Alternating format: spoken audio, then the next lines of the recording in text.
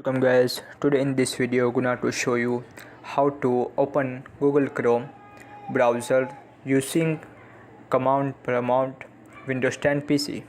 So guys, if you want to open Google Chrome browser using command prompt Windows 10 PC, so very easy. Firstly, type here cmd.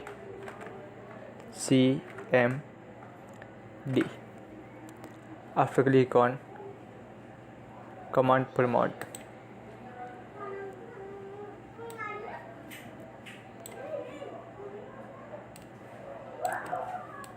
type here start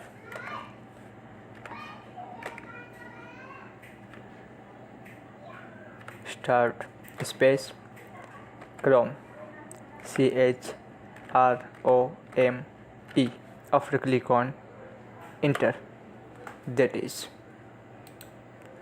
So guys, this is very simple and easy method if you want to open Google Chrome browser using command prompt Windows 10 PC.